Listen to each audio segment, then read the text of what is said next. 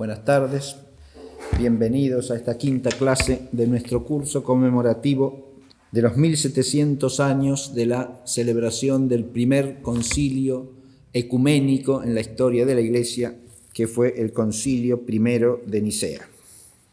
En la clase pasada hicimos una presentación histórica del hecho conciliar.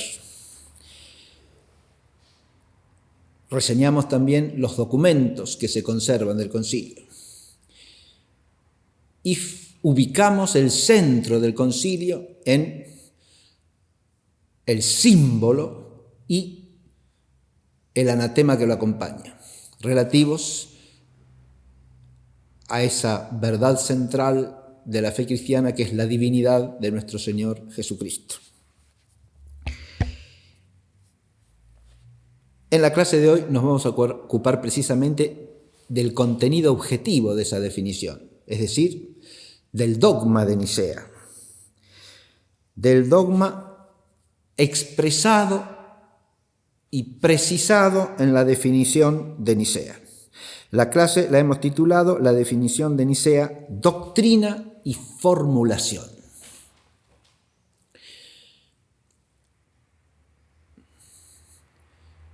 Dos aclaraciones preliminares sobre el sentido del título. Primero, cuando decimos definición de Nicea, recordemos que la definición de un dogma no es otra cosa que la exposición en términos claros y distintos de una verdad revelada, por lo tanto, siempre creída en la Iglesia. No es que empieza a existir como objeto de la fe cuando se la define, sino que la definición es una expresión hecha con autoridad, con la autoridad apostólica por el concilio ecuménico, de esa verdad, presentándola con la mayor claridad posible para que sea creída, es decir, profesada por todos los fieles. Y rechazando cualquier error que se oponga a esa verdad como algo que, de ser aceptado, de ser sostenido, excluye a quien lo sostenga de la comunión de la fe de la Iglesia.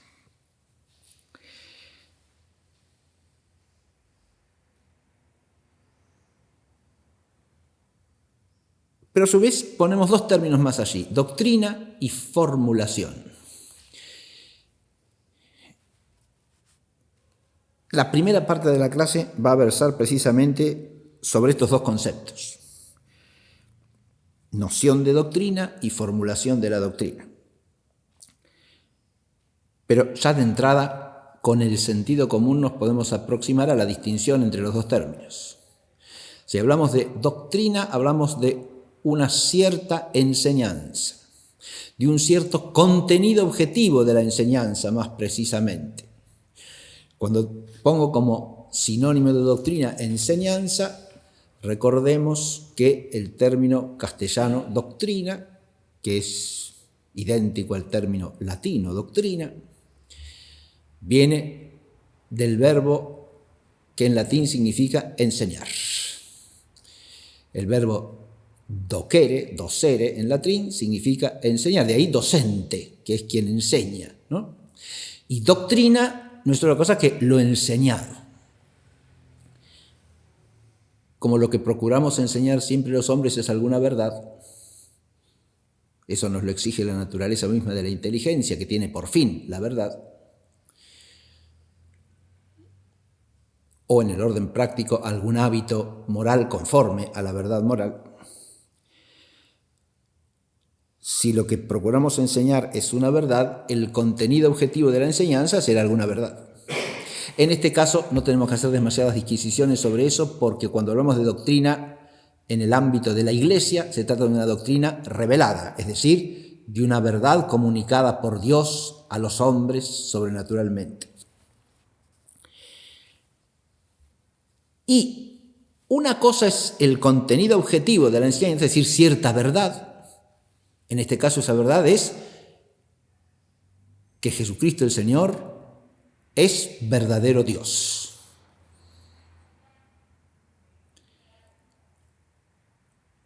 y también verdadero hombre. Pero es verdadero Dios porque es uno de la Trinidad. Es Dios junto con el Padre y el Espíritu Santo. Y en realidad es el mismo Dios que el Padre y el Espíritu Santo, aunque el Padre, el Hijo y el Espíritu Santo son distintos entre sí. Cuando hablamos en clase pasada, de la revelación bíblica del misterio trinitario, señalamos claramente que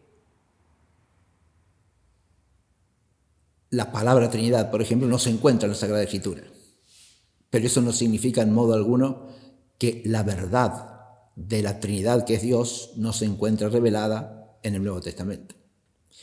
Y con eso ya empezamos a entender la distinción entre doctrina y formulación.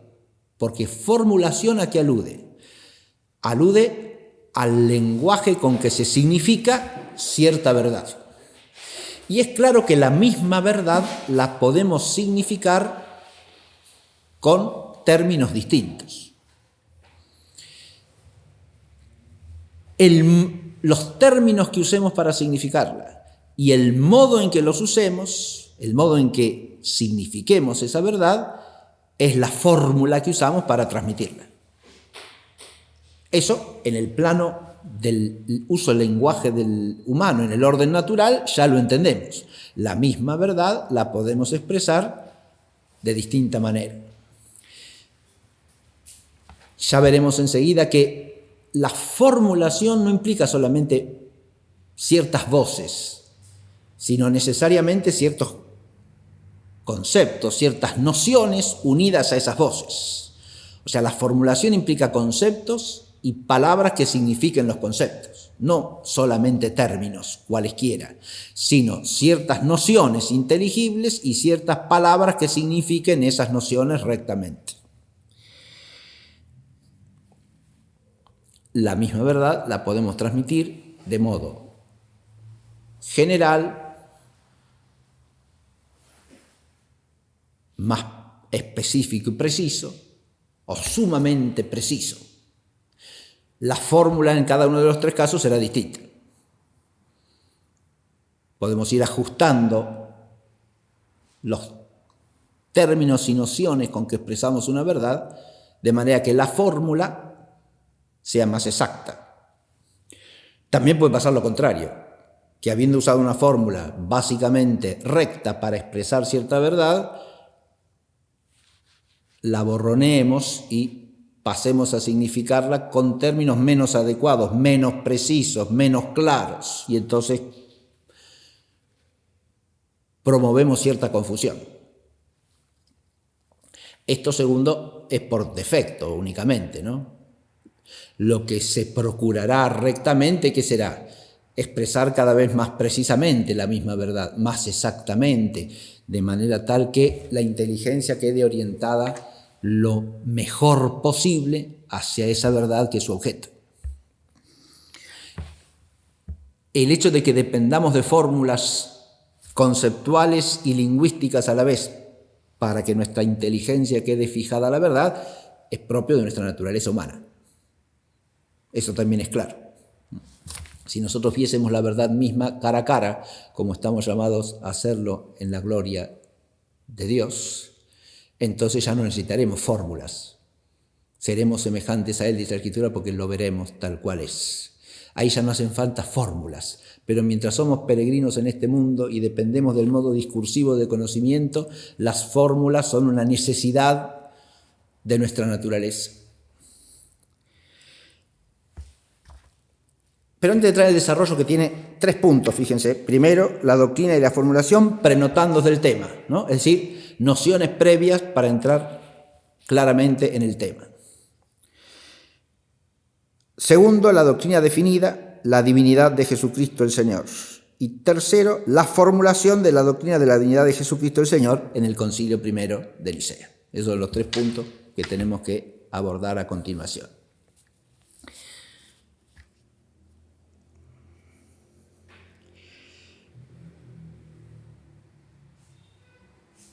El primer punto ya lo he presentado en realidad, al comentar el título. Voy a hacer algunas precisiones, precisamente sobre lo que ya he dicho. Cuando hablamos de doctrina, hablamos de enseñanza. En griego eso se dice dogma, que viene del verbo que tiene de un verbo que tiene la misma raíz que el verbo latino docere, doctio, docere. La palabra griega dogma viene del verbo degnimi, que significa enseñar.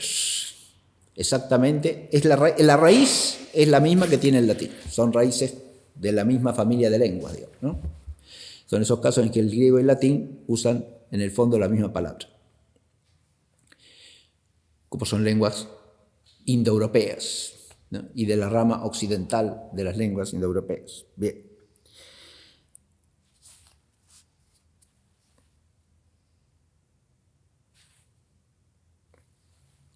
Pero cuando decimos doctrina o enseñanza,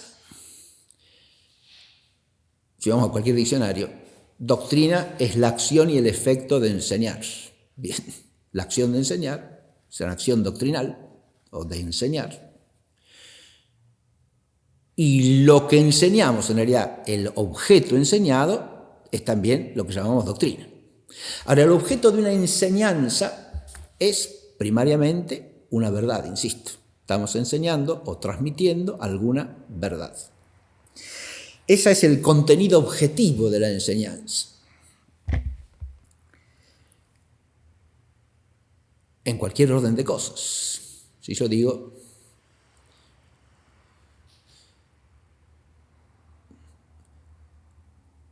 La Plata es la capital de la provincia de Buenos Aires, ¿sí? El maestro le enseña a los alumnos de primer grado, pongamos, que La Plata es la ciudad capital de la provincia de Buenos Aires. Está usando una fórmula en la que hay ciertas nociones. Ciudad, provincia, capital, ciudad capital. ¿Sí?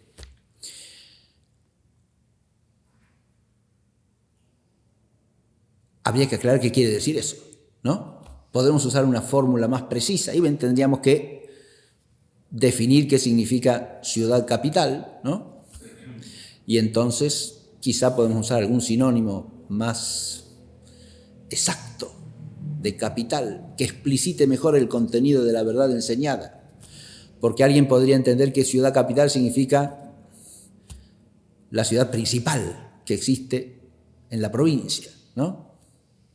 O la ciudad más grande, o la ciudad con más habitantes. Y no es eso, ¿no?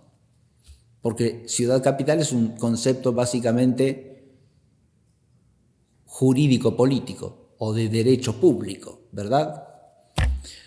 Que implica que esa ciudad, habría que ver si todos los derechos públicos definen igual la capital y si en todos existen capitales, ¿no? Pero hoy día en general se entiende que es capital la ciudad que es sede del gobierno de esa jurisdicción de la cual se la dice capital, ¿verdad?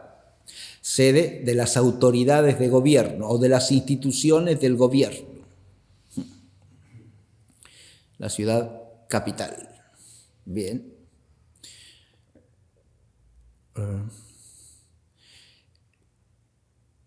Entonces podemos decir, la ciudad de La Plata es la ciudad sede de las instituciones de gobierno de la provincia de Buenos Aires. En lugar de decir, es la ciudad capital de la provincia de Buenos Aires. Si significa eso, ciudad capital, ¿no? Usaríamos una fórmula más desarrollada, más precisa, que aclararía la expresión ciudad capital. Capital etimológicamente no significa otra cosa que cabeza, cabecera, ¿no?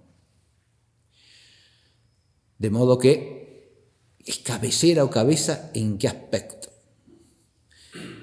Porque puede ser que sea cabecera en un aspecto y no en otro, y entonces habrá otras ciudades que se podrán decir analógicamente capitales.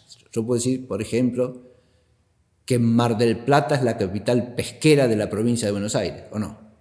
Indicando que es la ciudad cabeza de toda la actividad pesquera de la provincia de Buenos Aires. Ahora, no es la capital político-administrativa de la provincia de Buenos Aires, no señor. Bien. Entonces podríamos precisar la forma diciendo que la ciudad de La Plata es la capital político-administrativa de la provincia de Buenos Aires. Bien. O del Estado provincial bonaerense. Las fórmulas pueden variar, eso estoy tratando de ejemplificar nada más. Pero la variación de la fórmula no puede salirse del contenido objetivo de la verdad, porque entonces ya no la transmito. Si yo usase palabras cualesquiera para decir lo mismo, nociones que no son las que me llevan a pensar en la realidad en la que tengo que pensar, significadas por voces que estén asociadas a esas nociones claramente, entonces ya en lugar de transmitir esa verdad estoy diciendo cualquier otra cosa. Pongo un ejemplo tomado de otra esfera, ya de la esfera de la verdad revelada, para que se vea cómo la misma verdad se puede formular de otra forma, ¿no? Decimos muchas veces ese principio teológico que dice: la gracia no suprime la naturaleza, sino que la perfecciona. La gracia no suprime la naturaleza, sino que la perfecciona. Bien, es un principio que ya está enunciado por los santos padres de la Iglesia y después la tradición teológica a lo largo de los siglos lo ha repetido, lo ha transmitido, lo ha profundizado. Ahora, esa misma fórmula la podemos precisar. ¿Qué quiere decir? Que la gracia no suprime la naturaleza, sino que la perfecciona. Primero, no la suprime quiere decir que no la elimina, ni la contradice, ni de ordinario la suple. Ahí ya desarrollé lo que significa que no suprime. Lo estoy explicitando, estoy haciendo una fórmula más articulada, más precisa, para que se entienda qué quiere decir eso de no suprime. No suprime primero es que no la excluye, no la elimina. De manera que si entra la gracia desaparece la naturaleza. No, señor. No hace eso. Pero tampoco la contradice, es decir, no introduce contradicciones respecto de la naturaleza. No establece una oposición excluyente entre las características de la naturaleza y las características de la gracia. Se distinguen esencialmente la una y la otra, pero no se contradicen. No hay contradicción entre la una y la otra. Pero tercero, significa eso de no la suprime, que no la suple de ordinario. Porque otra forma de suprimirla, ¿qué sería? Reemplazarla. Si la reemplaza, la naturaleza se haría innecesaria, ¿verdad? Quedaría fuera de juego, porque la ha reemplazado la gracia. Pero es malentender radicalmente la gracia, pensar que la gracia es un suplente de la naturaleza, que si lo fuera sería inferior a la naturaleza, pues estaría para suplirla, o del mismo nivel, cuando es algo esencialmente superior, no es un suplente de la naturaleza, no está para reemplazar lo que corresponde que la naturaleza ponga y haga. Bien. ¿Y qué quiere decir que la perfecciona? Quiere decir, primero, que la supone como sujeto receptivo. Segundo, que la eleva ontológicamente y operativamente. Tercero, que la purifica. Y cuarto, que la plenifica, que le da una plenitud de ser y de vida que la naturaleza no tiene posibilidad de tener por sí misma. Que la eleva es todo esto. La eleva, ¿cómo? Purificándola,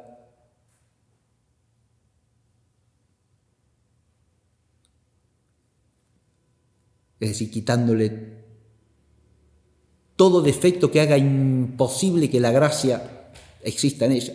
Recibiendo, es decir, siendo sujeto receptivo de la gracia, para eso tiene que purificarla, ¿no? Y por último, la plenifica, ¿no? Ahora el principio lo puedo formular como otra fórmula del principio. ¿Qué digo? La gracia no suprime, ni contradice, ni de ordinario suple la naturaleza. Digo de ordinario, porque si dijese sin más no suple, en algún caso Dios puede suplir la naturaleza con un don sobrenatural, si quiere, claro, excepcionalmente, pero la gracia no existe para eso.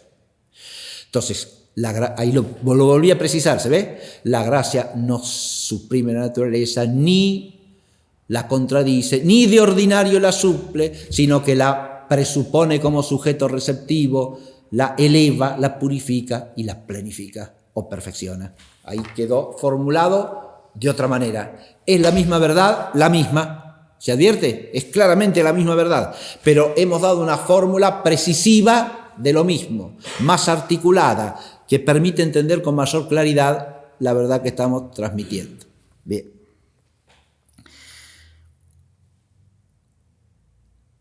Cuando hablamos en el plano de la verdad cristiana, de doctrina, estamos hablando principalmente de lo que es la doctrina de la Iglesia. Y la doctrina de la Iglesia, en su núcleo fundamental, no es otra cosa que la doctrina de la fe. Es decir, los dogmas de fe de la Iglesia. Ese es el corazón de la enseñanza que la Iglesia está llamada a profesar y transmitir, como cuerpo que es de Jesucristo el Señor. Está llamada a profesar esa fe que es su gloria. Por eso decimos en la celebración bautismal, al proclamar el credo, los asistentes, se dice, lo dice quien preside la celebración, esta es la fe de la Iglesia, la fe que nos gloriamos de profesar. Hace años hicimos un curso aquí, acá en la parroquia, en el saloncito que era sobre la fe de la Iglesia. Bien, la fe que nos gloriamos de profesar.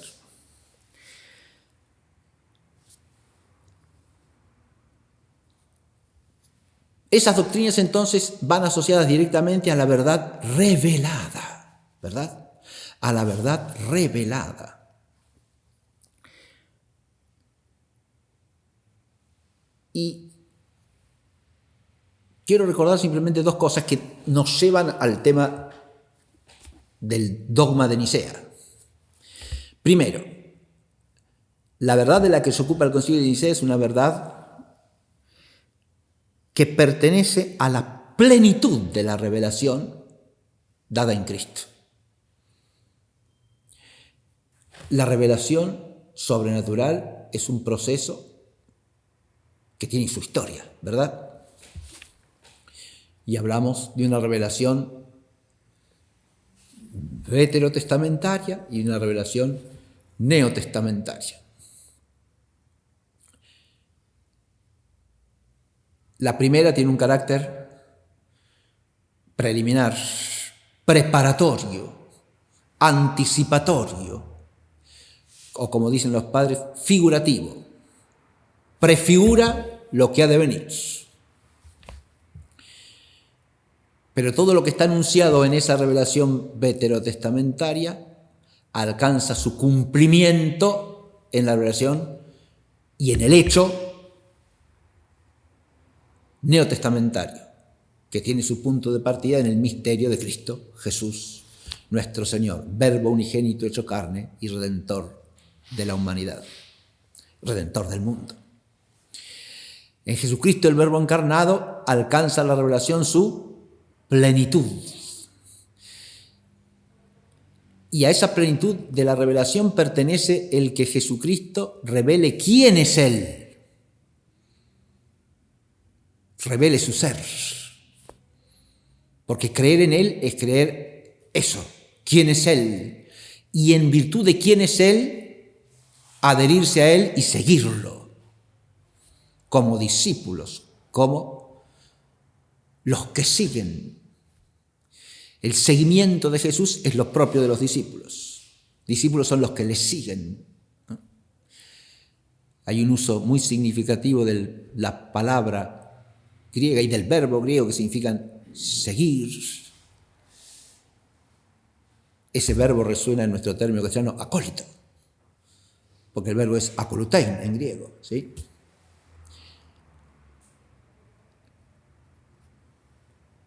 En el capítulo 8 del Evangelio según San Mateo encontramos el episodio de la barca en la tempestad, ¿no? Jesús subió a la barca y los discípulos lo siguieron, dice el texto de Mateo, ¿no? El seguimiento del Señor, ¿no?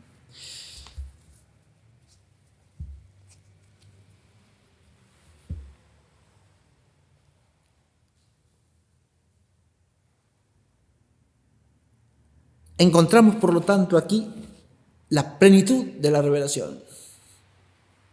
Esto significa que a partir del Señor y de sus apóstoles, que han recibido de Él directamente la plenitud de la revelación, no hay que esperar revelación nueva alguna.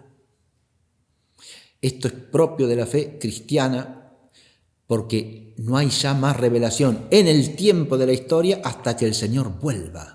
Él ha llevado la revelación a su plenitud. ¿Y por qué? Por ser Él quien es. No se puede creer que Él es el Verbo encarnado, es decir, el Logos eterno y consustancial. Ahí aparece el término de Nicea, con el Padre, y creer que alguien puede venir a enseñarnos algo más que lo que Él nos ha enseñado.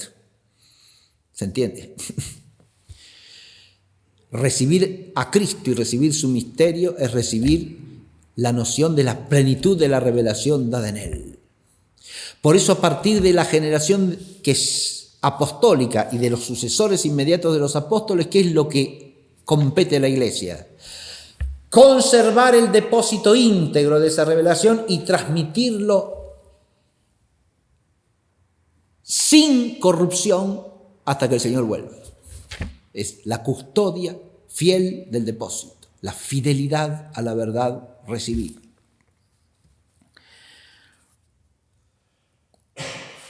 Estamos ante el misterio trinitario cristológico. Ya hemos hecho alusión a esto en todas las clases anteriores. La inseparabilidad que tiene la revelación que hace Jesucristo de quién es Él y la revelación del ser mismo personal de Dios. Porque al revelar quién es Él como distinto del Padre y como distinto del Espíritu Santo que enviarán el Padre y Él, está enseñando que Dios es el Padre y el Hijo y el Espíritu Santo. Es decir, el misterio cristológico y el misterio trinitario son inseparables entre sí, inescindibles, no se los puede profesar separadamente.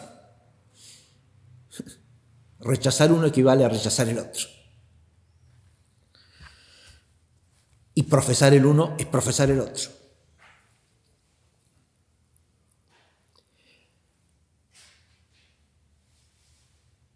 Ahora bien, una última cosa con respecto a la doctrina. El dogma de Nicea no se trata solamente de la doctrina, de una verdad revelada que pertenece a la plenitud de la revelación, a la culminación y cumplimiento de todo lo que se ha anunciado en el Antiguo Testamento. Lo dice Jesús expresamente esto, ¿no? No he venido a abolir la ley y los profetas, sino a darle plenitud, a darle pleno cumplimiento.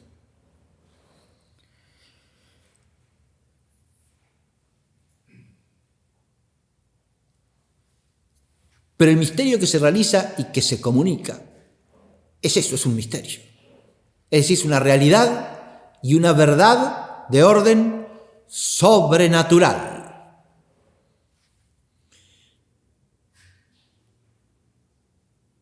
Y aquí va a venir algo importantísimo. Cuando nosotros hablamos del misterio que trasciende toda naturaleza creada, que es el misterio de Dios en sí mismo y el misterio de su eterno designio centrado en la encarnación redentora del Hijo unigénito consustancial con el Padre, que se hace hombre para redimir al mundo.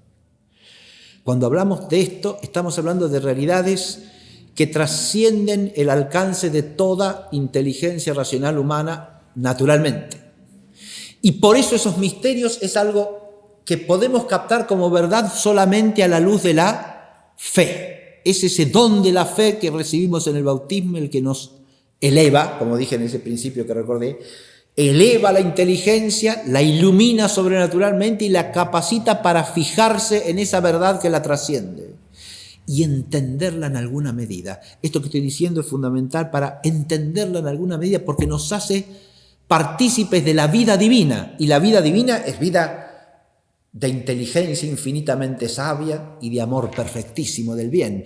Por lo tanto, nos hace partícipes de la sabiduría divina, de la inteligencia divina, y nos hace partícipes del ágape divino, del amor que es Dios, como dice Juan.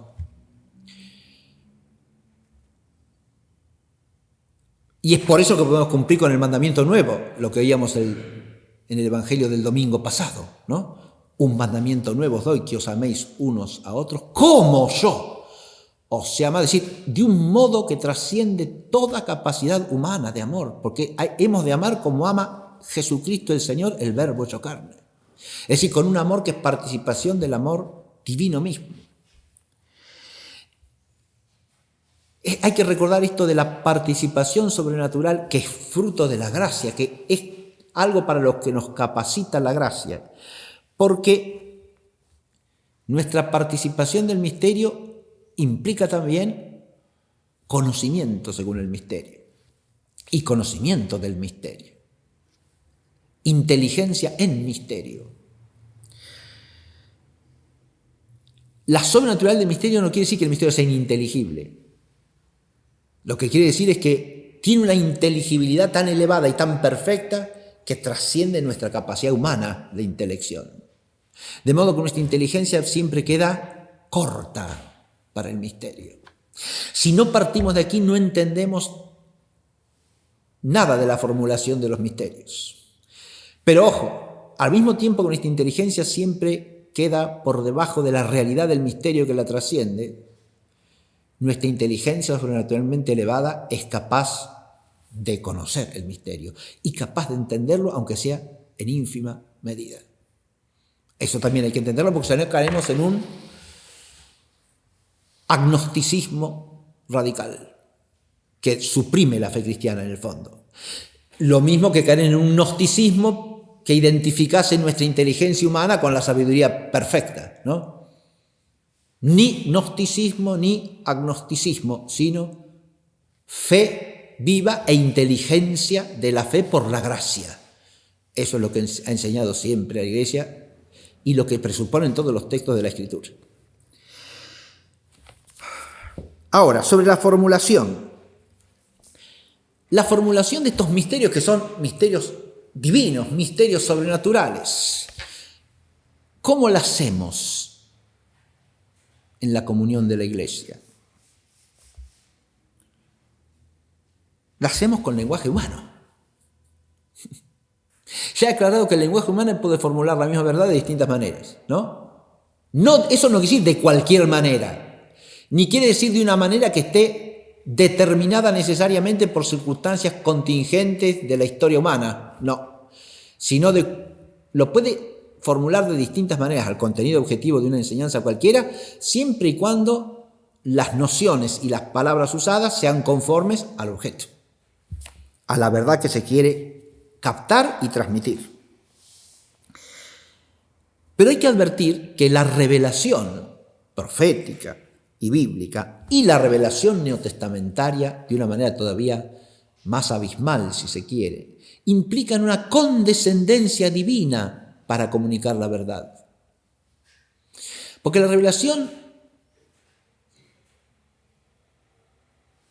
profética y la revelación bíblica transmiten verdades que son misterios, porque solo Dios las puede conocer y aquel a quien Dios quiera comunicárselas, ¿no? Ya lo dice el libro de Daniel esto. Capítulos 2 y 3 del libro de Daniel se cuenta el relato de cómo el rey Nabucodonosor ha tenido un sueño y ningún sabio de su corte se lo sabe interpretar.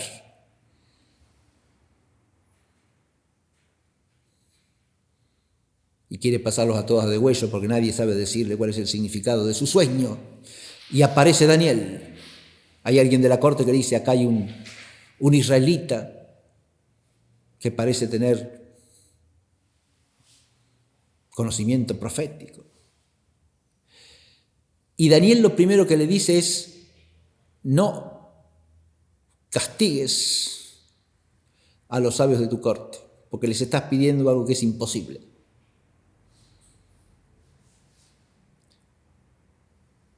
¿Qué es eso imposible que estás viendo? Que conozcan lo que solo Dios puede conocer. Los misterios, ahí aparece la palabra misterio en la Escritura. Esos misterios que solo Dios puede conocer y aquel a quien Dios quiera revelárselo. Nadie puede exigirle a Dios que le revele lo que solo Él conoce. Es una pura generosidad divina la revelación. Daniel, como profeta de Israel, lo sabe perfectamente.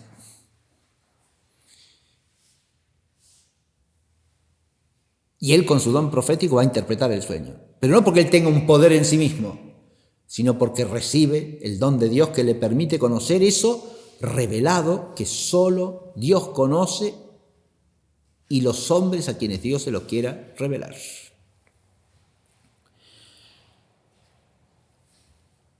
Pero esa revelación profética, esa revelación bíblica, escrituraria del misterio, comunica verdades que son divinas, que son sobrenaturales, que son inaccesibles para la inteligencia del hombre si Dios no las revela, mediante el lenguaje humano. Ahí está la condescendencia divina, ¿no?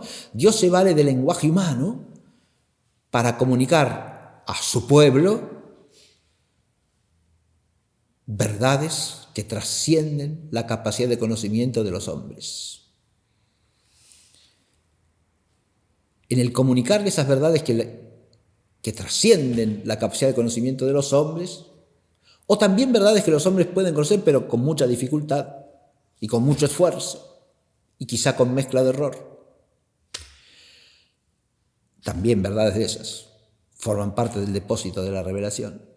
Pero al comunicarle eso ya está el misterio de la generosidad divina, de la misericordia de Dios, de la benevolencia de Dios, de lo que San Pablo llama la filantropía de Dios, el amor de Dios para con los hombres.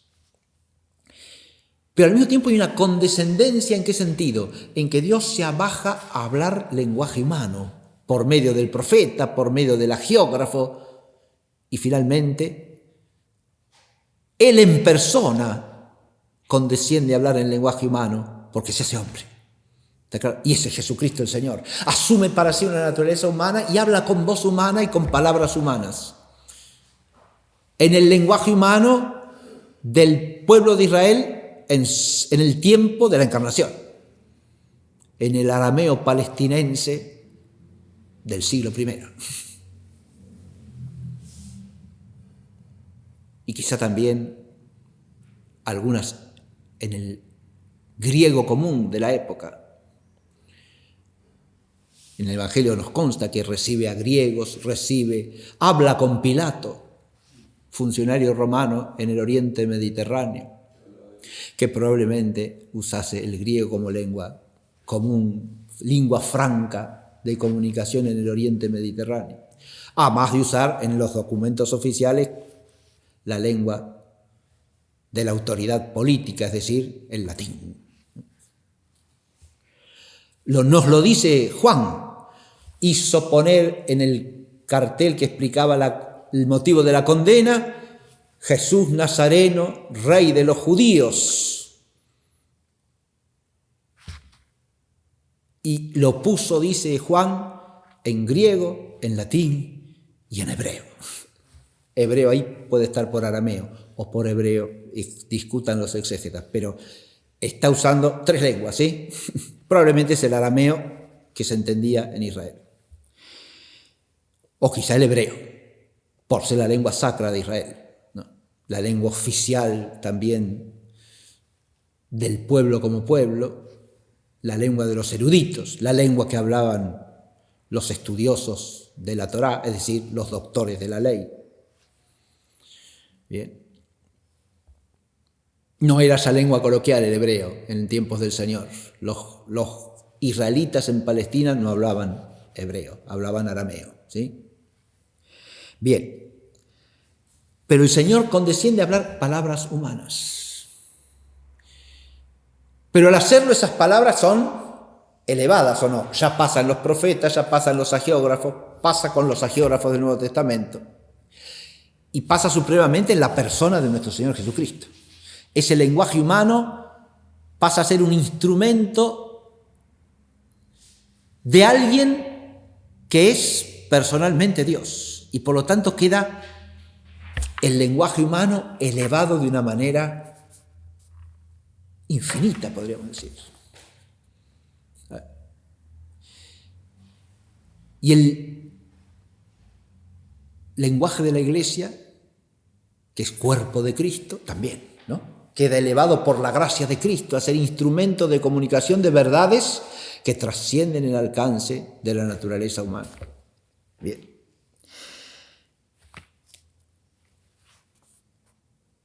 Fíjense ustedes que ese lenguaje de la Iglesia, de profundizar con el discurso humano las verdades de la fe, es el lenguaje de la teología de todos los siglos,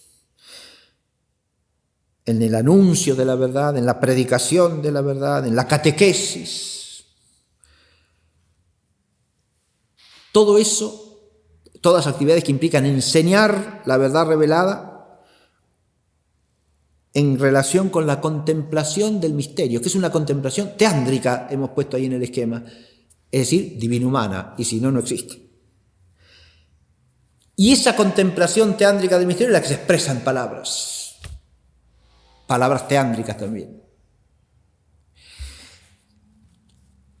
Cuando se define un dogma, son esas voces y esas nociones de la inteligencia humana iluminada por la fe las que tienen que aparecer. No son nociones cualesquiera, no son palabras cualesquiera. Implican una asunción de lo humano, pero una asunción elevante, transfiguradora. Véase que el ejemplo que elegí para mostrar cómo se puede formular la misma verdad de distintas maneras, hay que aplicarlo en el tema, ¿sí? Y ese lenguaje humano que expresa verdades que trascienden la inteligencia humana tiene cierta absolutidad y cierta relatividad. En las fórmulas dogmáticas hay algo de absoluto, que es la verdad significada, al servicio de cuál está toda la fórmula, ¿se entiende? Y en cuanto la fórmula fija nuestra mirada en la verdad definida, tiene absolutidad, participa de la absolutidad de esa verdad. Pero tiene relatividad en dos aspectos. Primero, tiene la relatividad de ser perfectible. ¿Qué quiere decir eso? Y que la podemos mejorar, eventualmente, ¿no? Es decir, se puede encontrar una formulación más exacta, más precisa. Veremos que eso acontece con la definición de Nicea, ¿eh? A lo largo de todo el siglo IV, en las discusiones que sigan al concilio, el lenguaje con que se formula el misterio se irá precisando. Y cuando lleguemos al primer concilio de Constantinopla, en 381, Nicea 325, ¿no? El lenguaje ya estará mejorado y la formulación total del misterio perfeccionada. Pero esta relatividad que implica la perfectibilidad de la fórmula, que es perfectible, ¿por qué? Porque está hecha en palabras humanas y con nociones humanas, y por lo tanto susceptibles de ser perfeccionadas. Va acompañada de otra perfectividad, que es la de otra relatividad, que es la relatividad que suele llamarse relatividad metafísica, así la llaman los teólogos, que es la relatividad que consiste en lo siguiente: cualquier palabra que usemos, sea una palabra tomada del lenguaje de la revelación bíblica, de la tradición profética, o sea una palabra tomada del lenguaje humano, cualquier palabra que usemos nos remite a nociones humanas. Y estas nociones formadas humanamente para elevarse a la significación de un misterio sobrenatural, y sobre todo si ese misterio es el ser mismo de Dios, como en la Trinidad, o en quién es Jesucristo. Esas nociones humanas son siempre algo que dista de la realidad a la que enfoca. Son nociones necesariamente analógicas. Ahí está el tema de la analogía, que es fundamental, y va a reaparecer en este curso. El tema de la analogía es fundamental. Son nociones analógicas, y pensarlas como unívocas es necesariamente la ruina del misterio y de la formulación del misterio.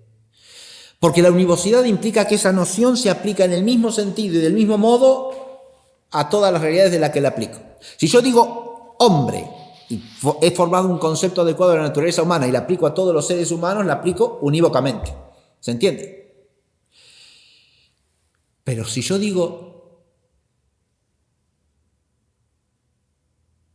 inteligente o sabio y la aplico a un hombre y la aplico a Dios, no la puedo aplicar unívocamente. Porque si entiendo que Dios es inteligente o sabio al modo en que Él es un hombre, no entiendo nada. He hecho de Dios un hombre, ¿sí? He achicado a Dios a la medida del hombre. Lo he convertido en un ser humano, ¿sí? Está claro. Y lo que tengo que hacer es, como ya decíamos en la clase pasada, purificar la noción. Ahí viene la gracia que purifica nuestra inteligencia de todo lo que tiene razón de imperfección y elevar a Dios solo lo que tiene razón de pura perfección. Si digo que Dios es inteligente, no puedo pensar el entender divino sin un entender absolutamente perfecto. Por lo tanto, no puede ser un entender que progrese, porque un entender que progrese es un entender que pasa de la potencia al acto, como el nuestro, ¿no? Y si digo que es sabio, no es sabio como es sabio un hombre, no, claro.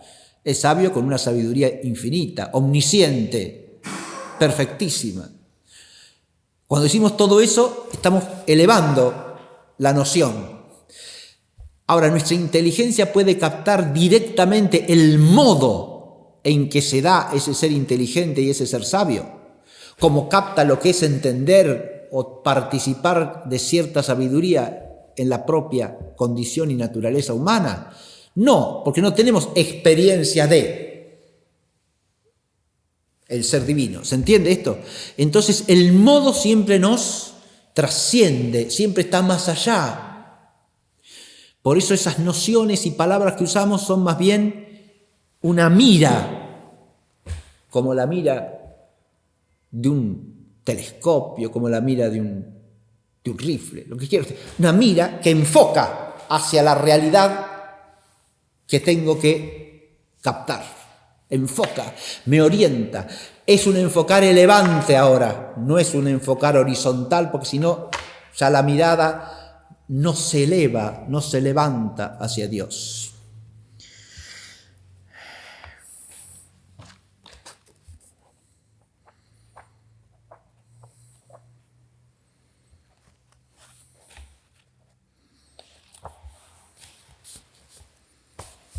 Antes de pasar a la segunda y tercera parte de la clase,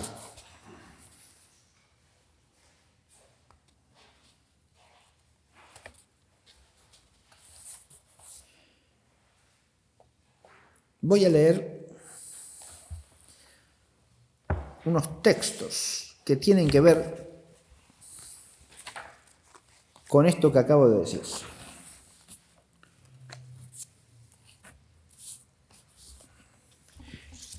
El primero pertenece a San Hilario de Poitiers, padre del siglo IV, contemporáneo de Nicea. San Hilario, obispo de Poitiers, en las Galias, que escribió un tratado de Trinitate, sobre la Trinidad. Y dice Hilario: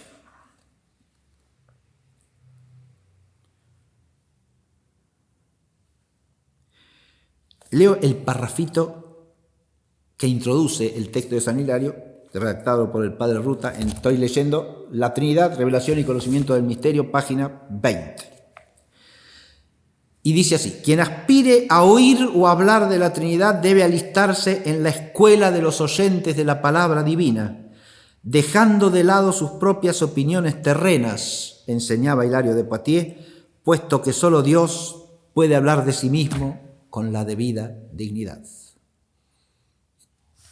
Y ahora viene el texto traducido de San Hilario, que escribía en latín, ¿no?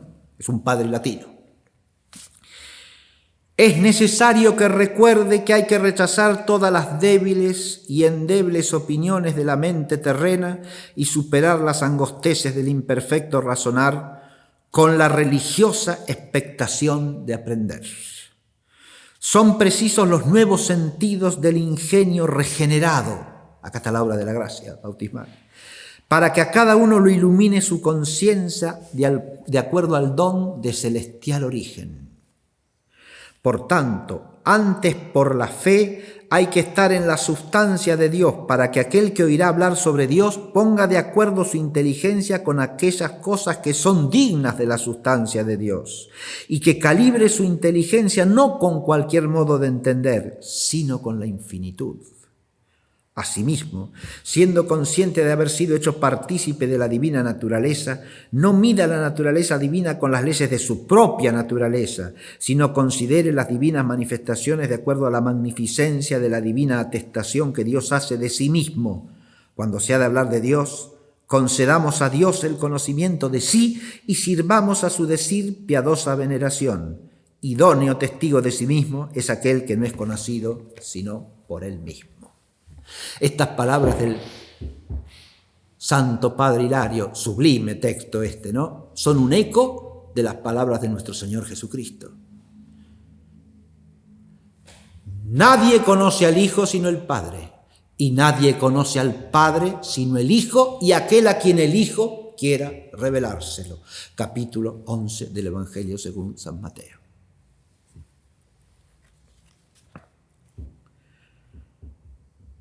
Y el segundo texto es de San Agustín de Hipona. Ahora estamos a fines del siglo IV, principios del V.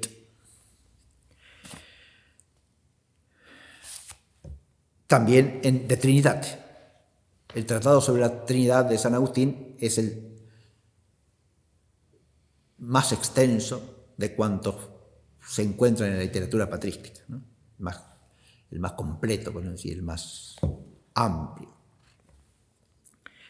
También traducido al castellano, del latín de nuevo. Dice así: Señor y Dios mío, en ti creo, Padre, Hijo y Espíritu Santo. Fija la mirada de mi atención en esta regla de fe. Te busqué cuanto pude y cuanto tú me hiciste poder, y anhelé ver con la inteligencia lo que creía. Fija la mirada de mi atención en esta regla de fe, ¿no? Te busqué cuanto pude y cuanto tú me hiciste poder, y anhelé ver con la inteligencia lo que creía, y disputé mucho y trabajé mucho. Señor y Dios mío, mi única esperanza, escúchame, no sea que fatigado no quiera buscarte, por el contrario, busque siempre ardientemente tu rostro. Acá se eco al salmista, ¿no? Dame fuerzas para buscar, tú que hiciste que te encontrara y me diste esperanza de encontrarte más y más. Ante ti está mi firmeza y mi debilidad. Conserva aquella, sana esta. Ante ti está mi ciencia y mi ignorancia. Donde me abriste, recibe al que entra. Donde me cerraste, abre al que llama. Haz que me acuerde de ti, te entienda y te ame. Señor Dios uno y trino, lo que haya dicho en estos libros y que sea tuyo, conózcanlo también los tuyos. Si algo dije de lo mío, desconócelo tú y desconózcanlo los tuyos. Amén. Esto que dice acá San Agustín se aplica a toda enseñanza de la verdad revelada, ¿no? Es el criterio para toda profesión y transmisión de la fe de la Iglesia. Lo que haya dicho que sea tuyo, reconócelo tú y que lo reconozcan los tuyos. Pero lo que haya puesto de mí mismo, desconócelo tú y que lo desconozcan también los tuyos. ¿Se entiende? Porque el fin de cualquier definición de la doctrina, de cualquier enseñanza de la doctrina, y definir la doctrina es enseñarla, es acto supremo de magisterio, el acto definitorio, es el acto más solemne y más pleno de la enseñanza de la Iglesia. Porque enseñar la doctrina revelada no es enseñar ocurrencias humanas, ni opiniones humanas, es enseñar la verdad que Dios ha revelado. Y entonces, antes de entrar en los puntos 2 y 3, quiero introducir ya una atmósfera que desde ahora va a aparecer claramente en el curso, pero que está ya en el hecho del Concilio I de Nicea y en lo que lo precede.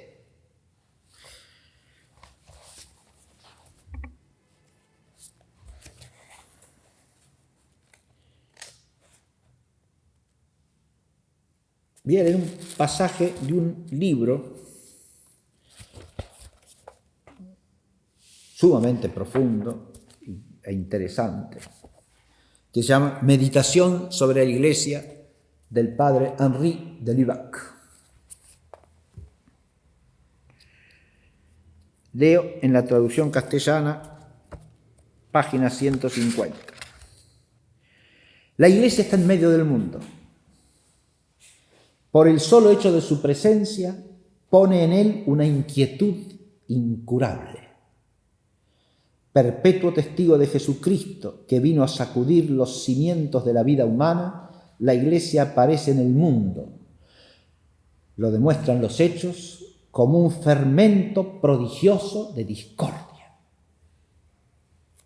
De nuevo, esto hace eco a las palabras del Señor: no he venido a traer la paz, sino la espada. Dios le ha dicho como a su profeta: hoy te doy poder sobre pueblos y reinos, de arrancar, arruinar y asolar, de levantar, edificar y plantar.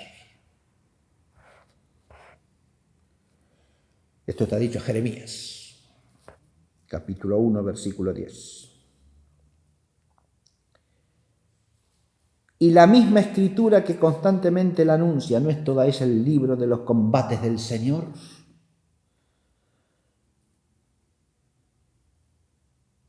Es una expresión tomada de Ruperto de Deutz, un gran teólogo del siglo XII. Ergo liber velorum domini universa scriptura est.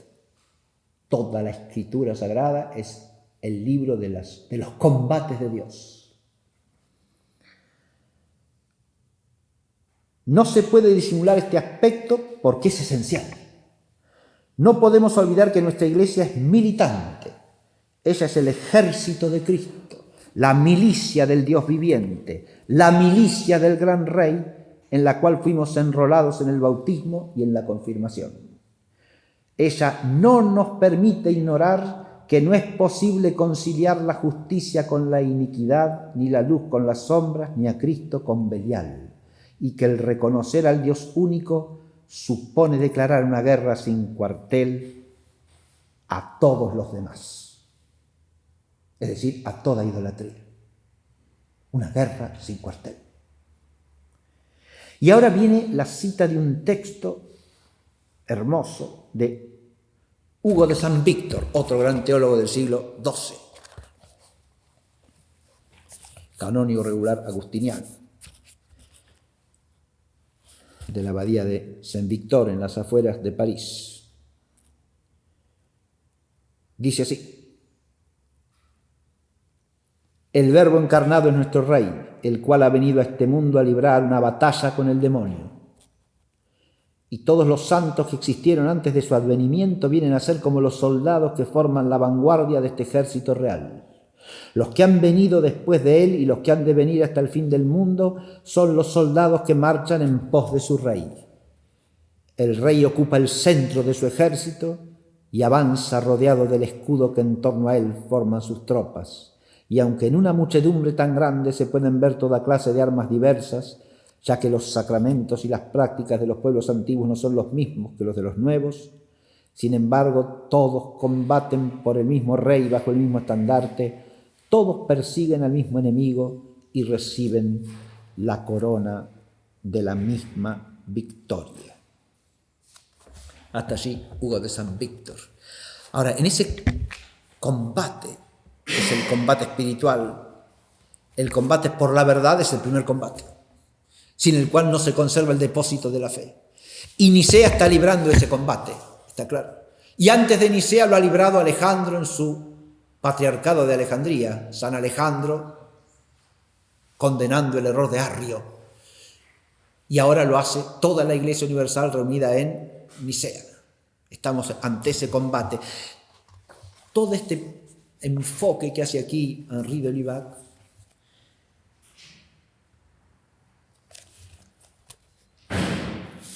tiene como origen un texto de Orígenes en el comentario al libro de Josué, que dice así. Lo voy a leer también con la breve introducción y la breve continuación, parte de la continuación, breve la parte que yo voy a leer, que hace el padre de Lubac. Dice así: si no pensamos solo en el Estado, sino que a través de él descubrimos todas las fuerzas terrenas que la Iglesia debe someter a la ley de Dios con su testimonio, se nos manifestará mucho más inevitable e implacable la lucha que ha de sostener.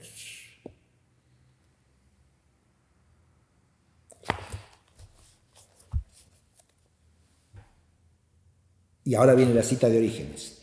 Antes de la predicación de la palabra de Dios, todo estaba en paz. Mientras no sonó la trompeta, no hubo lucha, pero desde entonces el reinado de Dios sufre violencia.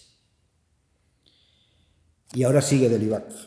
Siempre y en todas partes, en todos los campos y en todos los corazones existe aún aquella gran ciudad que San León evocó cuando describía el momento en que los dos apóstoles, Pedro y Pablo, entraron en ella, como en un bosque lleno de bestias feroces o en un océano de aguas turbulentas. Es la ciudad construida por Caín, como dice San Jerónimo, a fuerza de crímenes, y que nunca será destruida mientras subsista el tiempo.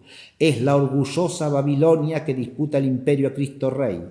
Es la Sodoma espiritual y es el Egipto espiritual que recibe los cadáveres de los santos asesinados y cuyos habitantes se entregan a la alegría y se hacen mutuos regalos porque se han desembarazado de estos testigos que constituían su tormento. En una palabra, es el mundo en el sentido en que fue maldecido, este mundo que se levanta incesantemente por mil fuentes del interior mismo de los islotes que surgen sobre su charco fangoso. El orden social cristiano más acabado no conseguiría eliminarlo.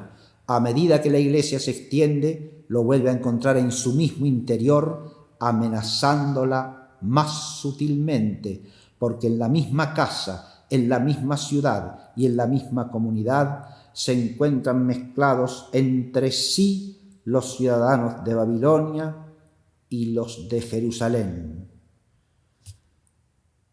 Eso es San Cesario de Arles. Y lo que es más, la lucha se establece en el interior de cada uno de sus miembros y dura hasta el fin. Ella lo sabe, ella es la Iglesia, aunque nunca se desanima y no por eso se entrega a la utopía. Texto magnífico que quería poner como preámbulo de esto que vamos a empezar a ver hoy y que continuaremos en las clases próximas, ¿no? Porque acá, como dice San Pablo, se está librando un combate que no es con potestades humanas, sino con los poderes que habitan en el aire, es decir, con el maligno, que es el padre de la mentira y por lo tanto del error contra la verdad revelada. ¿Cuál es la doctrina definida en Nicea? Es esencialmente la divinidad de nuestro Señor Jesucristo.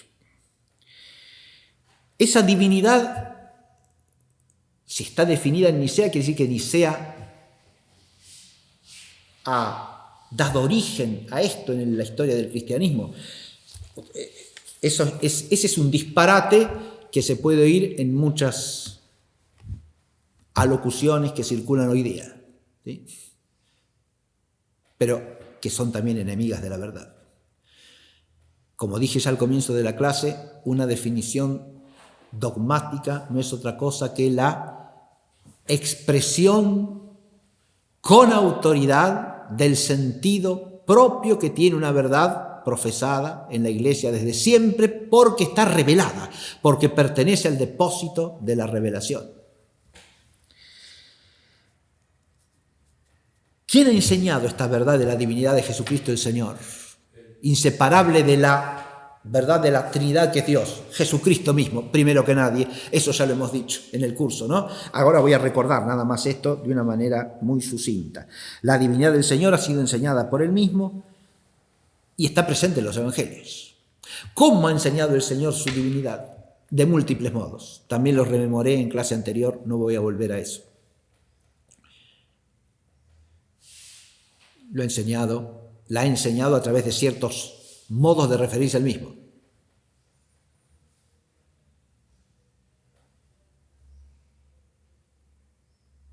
Llamándose hijo del Padre en un sentido absolutamente único.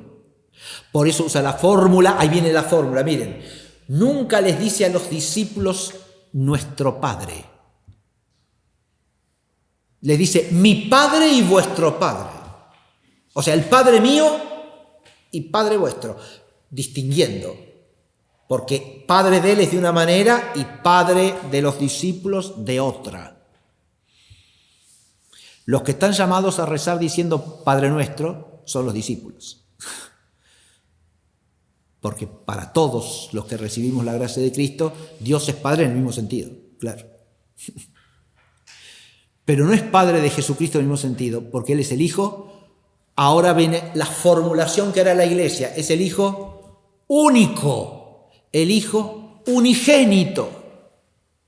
Hijo como es Él, solo es Él. Allá vamos a ir a la fórmula de Nicea. Pero eso está dicho antes ya en el símbolo apostólico. ¿Cómo decimos en el símbolo apostólico? Que un Dios Padre Todopoderoso, Creador del cielo y de la tierra, y en Jesucristo, su único Hijo. Filium eius unicum en la fórmula latina, su único Hijo, nuestro Señor.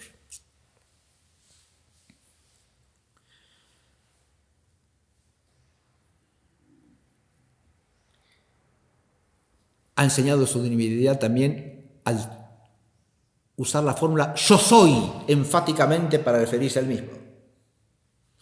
Ese yo soy no es otra cosa que una aplicación y eco del nombre divino revelado a Moisés. Yahvé, yo soy el que soy. Pero además de los nombres que ha usado para referirse, está su modo de, como decíamos en la otra clase, su modo de enseñar y su modo de hacer milagros. Cuando enseña no dice, Moisés ha enseñado que... No, Señor.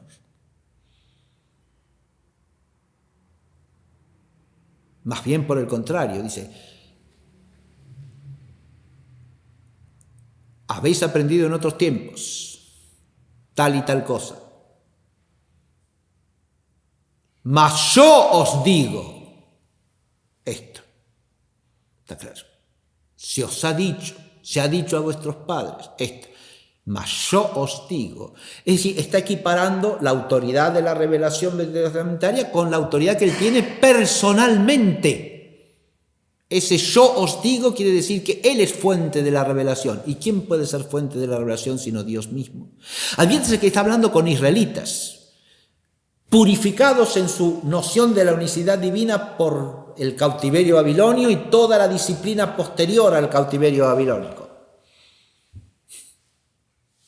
Si hay algo que es claro para estos israelitas que le oyen, es que hay un único y solo Dios y que solo Él puede revelar. ¿Está claro? Cuando el Señor dice esto, mas yo os digo, o cuando dice, Nadie conoce al Padre sino el Hijo, y aquel a quien el Hijo quiera revelárselo, está implícitamente revelando su divinidad, se advierte. En el modo de hacer los milagros, otro tanto, porque no los hace con propia autoridad. En el episodio de la nave que mencioné hace un rato, se puso de pie el Señor en la barca y mandó al viento que se detuviese y a la mar que se calmase, y el viento se detuvo y la mar se calmó. Él imperó como quien tiene poder propio. Está manifestando su divinidad, no está revelando que Él es Dios.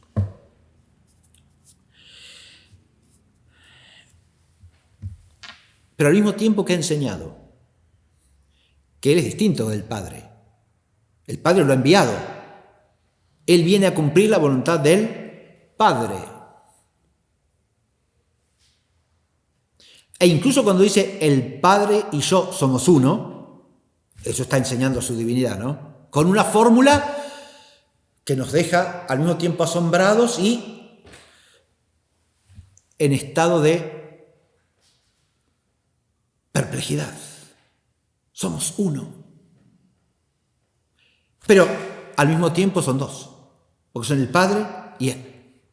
El Padre y yo somos uno. Cuando la fe de la Iglesia trate de formular esto, tendrá que encontrar alguna manera de expresar, bueno, ¿son uno en qué? ¿Y se distinguen como Padre e Hijo en qué? Ahí vendrán los términos metafísicos que la Iglesia ha de usar. Y los griegos terminarán diciendo, son una misma y única usía, pero son dos hipóstasis distintas. Y los latinos dirán, ya desde Tertuliano a comienzos del siglo III, son una sola y la misma sustancia, pero dos personas distintas.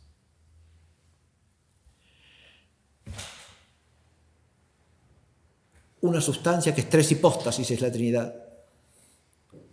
O sea, una usía, que es tres hipóstasis, o una sustancia, en latín, que es tres personas. Hasta que estas fórmulas se decanten, se precisen, se entienda en qué sentido hay que usar una palabra y otra palabra, transcurre tiempo.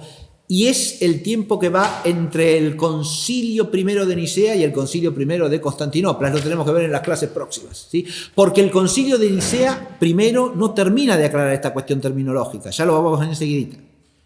¿Qué hora está haciendo? Hoy no tengo computadora, estoy 8:50. Anacrónico. Ya, bien. Ahora, bueno, ya termino.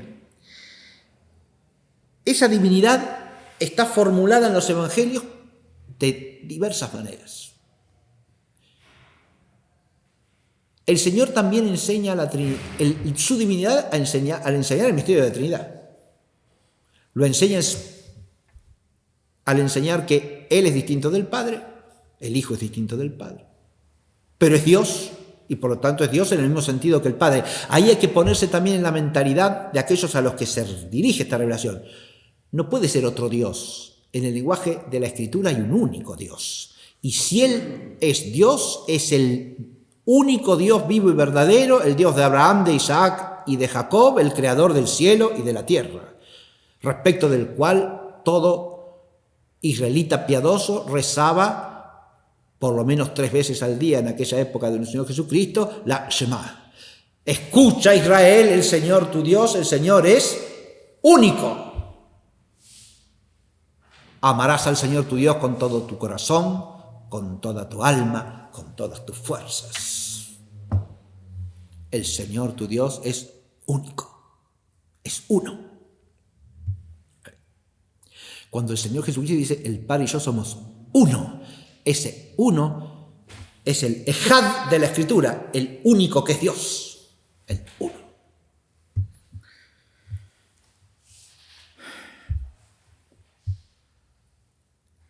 Pero el Señor también enseña que el Espíritu Santo es distinto del Padre y del Hijo, pero es Dios en el mismo sentido que el Padre y el Hijo. Lo enseña implícitamente en la fórmula sobre el pecado contra el Espíritu Santo. Y lo enseña explícitamente en todo el discurso de la cena, como consta en el Evangelio según San Juan, cuando hace la promesa del Paráclito que ha de venir. Os conviene que yo me vaya, porque cuando yo me vaya, les dice a los 12 que están con él, el Padre os enviará el Espíritu de la verdad, el otro Paráclito.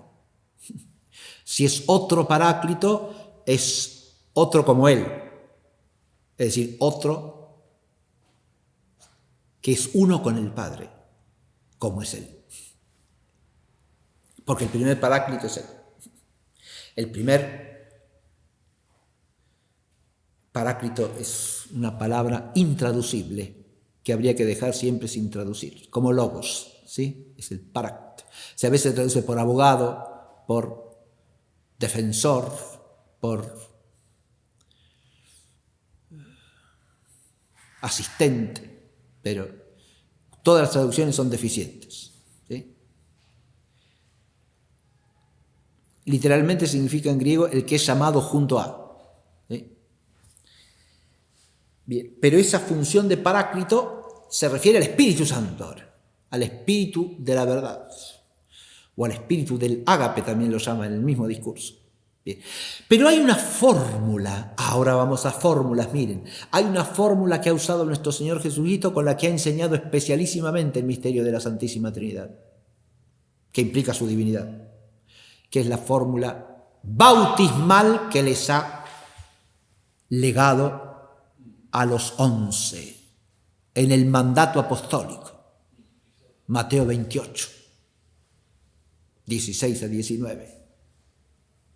El Señor resucitado se aparece a los 11, son ahora 11, ¿no? Falta Judas. A los 11, así lo dice Mateo, que han ido a Galilea. Se aparece a los 11 en Galilea, resucitado, en su gloria resucitada. Y les dice, me ha sido dada toda potestad soberana en el cielo y en la tierra. Id y haced discípulos a todas las naciones de la tierra, bautizándolos en el nombre del Padre y del Hijo y del Espíritu Santo y enseñándoles a guardar todo cuanto yo os he mandado. Y yo estaré con vosotros hasta la consumación de los siglos. En ese texto aparece la fórmula bautismal, bautizándolos en el nombre del Padre y del Hijo y del Espíritu Santo. Todos los santos padres de la Iglesia, esto es unánime, entienden que esa fórmula, por su estructura, comunica claramente la verdad del misterio trinitario. Porque hay un único nombre, pero el único nombre es de los tres. Es el nombre, no los nombres, el nombre del Padre y del Hijo y del Espíritu Santo. Y los tres están coordinados, es decir, nombrados en el mismo plano. El Padre y el Hijo y el Espíritu Santo. Esa coordinación de los tres en el único nombre es una manifestación, una fórmula que nos enseña lo mismo que dirá luego la Iglesia con su lenguaje dogmático de origen metafísico. La Trinidad es una única usía, esencia, sustancia, que es tres personas divinas, el Padre y el Hijo y el Espíritu Santo. Los tres son distintos entre sí, pero cada uno de los tres es el mismo y único Dios. Esa es la fórmula que encierra el misterio trinitario. Y esa la ha enseñado Jesucristo el Señor. Y los apóstoles la han enseñado a su vez. Vayamos a San Pablo, a todas las epístolas de San Pablo y encontraremos la misma coenumeración de las tres divinas personas, ¿no? La coenumeración. Pablo tiene varias fórmulas de coenumeración. Hay muchos textos de Pablo en cuales los tres aparecen coenumerados, ¿sí? Podemos mencionar algún texto paulino. pero basta recordar, por ejemplo, el que se usa hoy día muchas veces como saludo inicial de la celebración eucarística, de la Santa Misa, ¿no? La gracia de nuestro Señor Jesucristo, el ágape de Dios y la comunión del Espíritu Santo estén con todos vosotros, ¿no? O un solo cuerpo y un solo espíritu, un solo Señor, una sola fe, un solo bautismo, un solo Dios y Padre de todos, que está sobre todos, por todos y en todos. Ahí ha empezado por el Espíritu, ha seguido con el Hijo y ha terminado con el Padre, ¿no? En sentido inverso a la fórmula bautismal. Y en el otro ha empezado por el Hijo, del Hijo ha ido al Padre y luego al Espíritu Santo. Se plantean los exegetas por qué San Pablo cambia el orden de la fórmula bautismal y encuentran esto en que San Pablo está nombrando a las tres divinas personas no según lo que podríamos llamar su orden inmanente, ¿no? Padre, el Hijo, engendrado por el Padre, y el Espíritu Santo, que procede del Padre y del Hijo. Es el orden de los orígenes trinitarios, ¿no? Sino según el orden de su revelación, o según el orden de la experiencia en el seno de la Iglesia de la presencia del Dios Trino en los cristianos, ¿no? La Iglesia nace en Pentecostés, con el envío del Espíritu Santo. Y porque el Espíritu Santo habita en nosotros, podemos clamar, dice Pablo, Abba, Padre, y reconocer que Jesucristo es el Señor. O sea, el Espíritu, como principio edificante de la Iglesia, es el que nos permite reconocer a Jesucristo como el Señor y llamar a Dios Padre. Es otro orden, ¿ven? Es un orden económico, no es un orden inmanente a la Trinidad. Bien,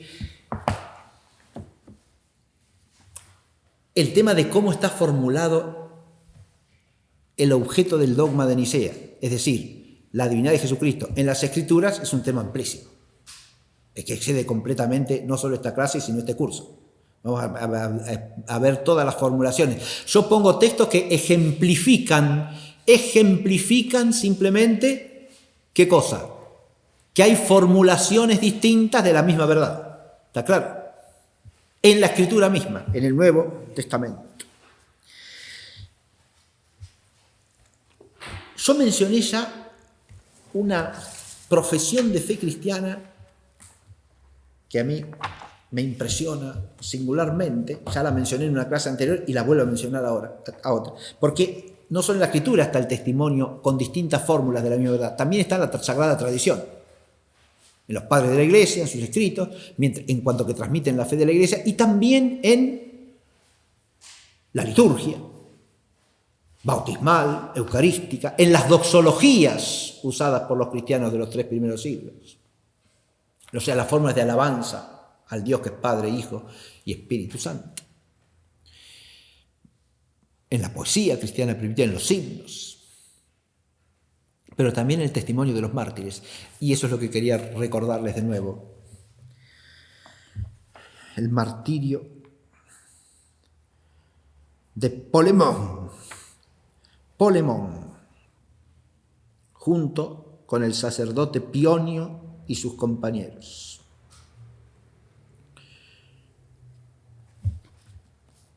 Perdón, Polemón no es el mártir, Polemón es el que los interroga, estoy diciendo una macana, discúlpenme. Los mártires son San Pionio y sus compañeros, San Pionio, Asclepíades, Santa Sabina. Bien, estos son los mártires. Polemón es el que le hace el interrogatorio, el funcionario romano que interroga.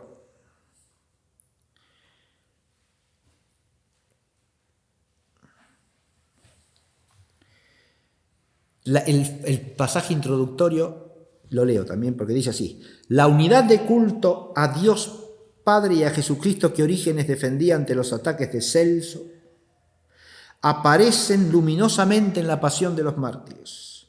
Ejemplo explícito de eso lo constituye el diálogo entre Polemón, guardián del templo de Némesis en Esmirna, con el sacerdote cristiano San Pionio y sus compañeros.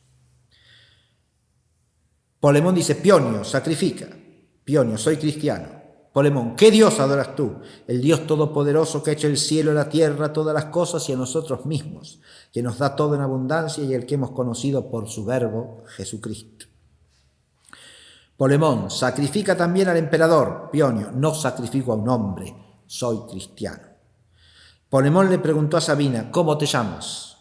Teodota, ¿a quién adoras? A Dios todopoderoso que ha hecho el cielo y la tierra y a todos nosotros, al Dios que nos ha hecho conocer su verbo, Jesucristo. Luego Polemón dijo a Asclepíades, ¿cómo te llamas? Asclepíades, ¿eres cristiano? Sí. ¿A quién adoras? A Cristo Jesús. Y Polemón le pregunta, ¿es otro Dios?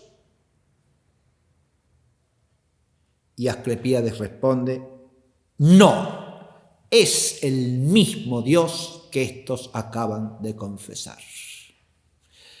Bellísima, inequívoca profesión de fe en la divinidad de Jesucristo, pero además con una fórmula de una fuerza extraordinaria, porque no dice, es Dios y más, es el mismo Dios que estos acaban de confesar. Es decir, el creador del cielo y de la tierra. Es el mismo Dios. Es otro, pero es el mismo Dios. Al profundizar teológicamente la fe de la Iglesia, tanto la tradición griega como la latina previa a San Nicea han ensayado fórmulas. La tradición latina ya la mencioné, es la de Tertuliano, que ya queda fijada en la primera mitad del siglo III y que los latinos usarán de ahí en adelante siempre. Dios es una sustancia que es tres personas. Está usando dos palabras, una que usa como un término latino que traduce el griego, porque es una palabra de origen filosófico, y otra que es una palabra propiamente latina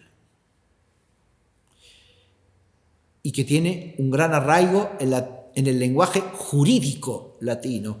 No olvidemos que Tertuliano era abogado de profesión, o sea, tenía formación jurídica, ¿está claro?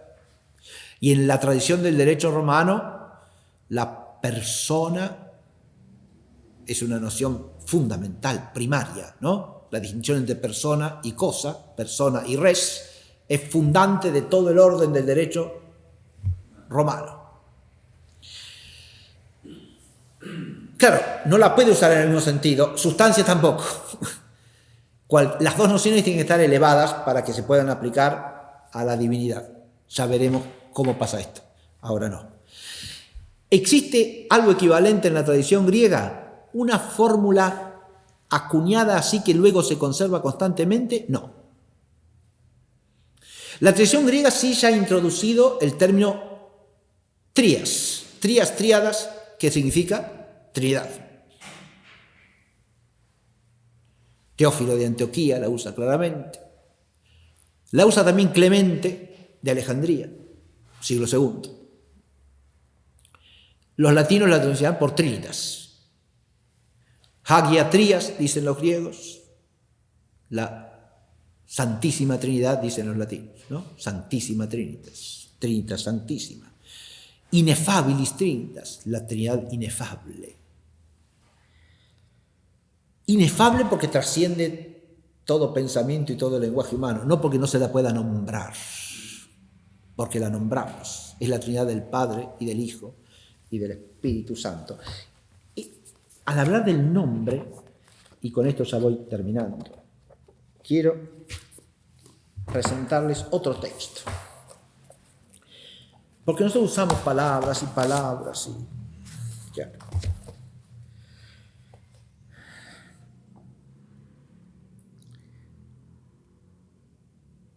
Cuando decimos los nombres de las tres divinas personas,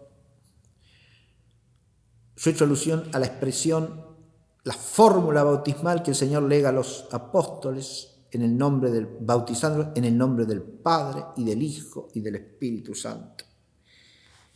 Ahora, ese término nombre, ¿qué es eso? ¿Qué significa?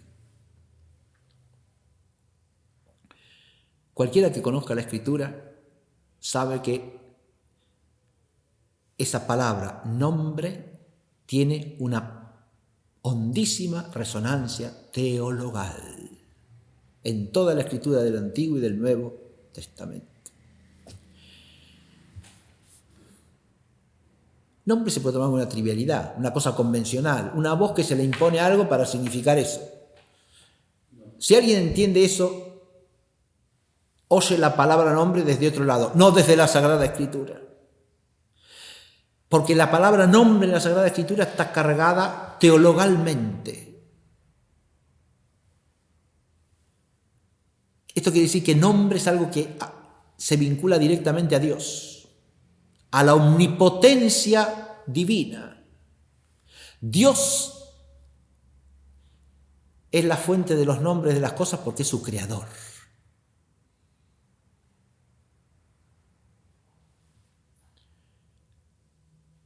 Y el nombre de algo equivale a el ser de algo en la mentalidad escrituraria. Hasta tal punto que cuando Dios, en su omnipotencia salvífica, actuando dentro del pueblo de Dios, le impone a alguien una misión determinada, le da un nombre conforme a esa misión. Abraham pasa a llamarse Abraham. Jacob pasa a llamarse Israel. Y en el Nuevo Testamento, Simón, el hijo de Juan, se llamará Kefa, es decir, la piedra, la roca. Petrus, decimos en latín.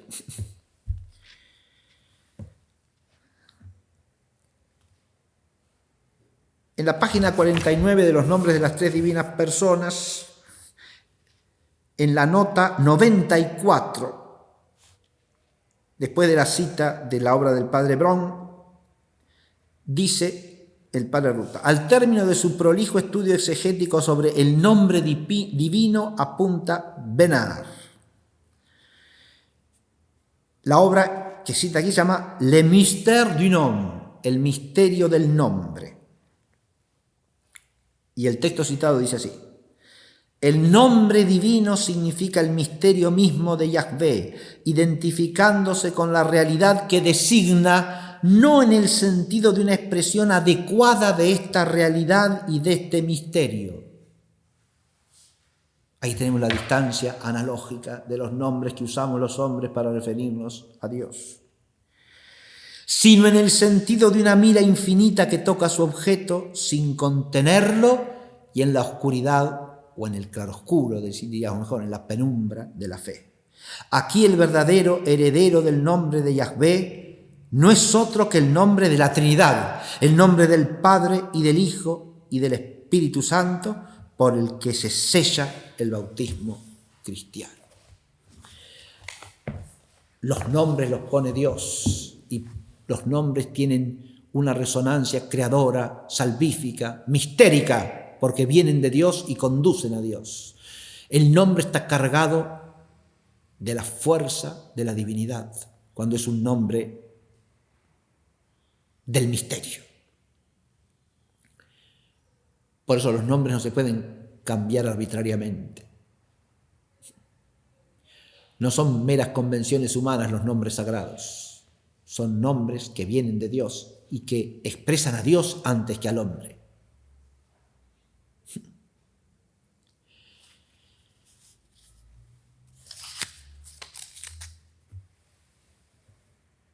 Pero los nombres, en cuanto los usamos nosotros y los decimos nosotros, no son, dice, algo que adecuadamente abarque la totalidad del misterio que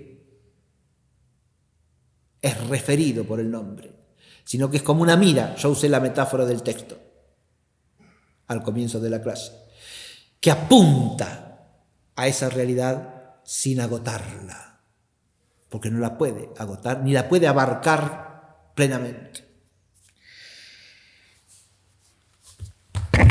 En Nicea nos encontramos con una formulación del misterio de la divinidad de Jesucristo el Señor,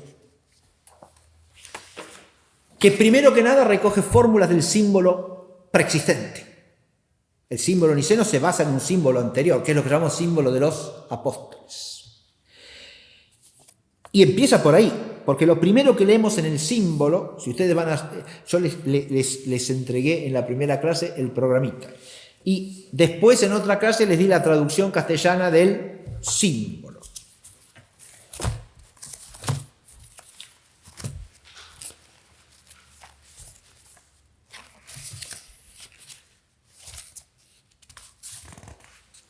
Aquí tiene, disculpe, aquí tiene el símbolo.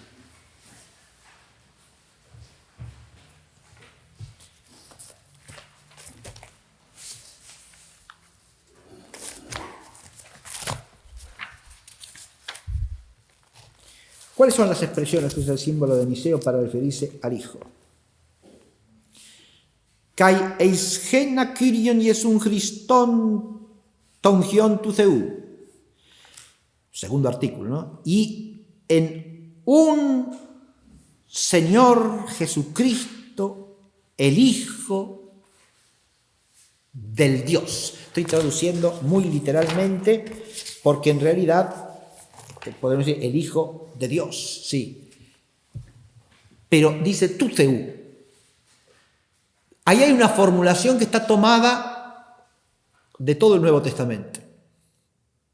Cuando Theos aparece con artículo, se transforma en un nombre personal. Eso pasa tanto en el prólogo del Evangelio de San Juan como en el lenguaje de San Pablo. Cuando Theos, que es Dios en griego, está dicho con artículo, ho Theos, que es como aparece acá en genitivo, ton hion tu Theu, el Hijo del Dios. Habría que traducir directamente del Dios Padre, el Hijo del Padre. ¿Sí?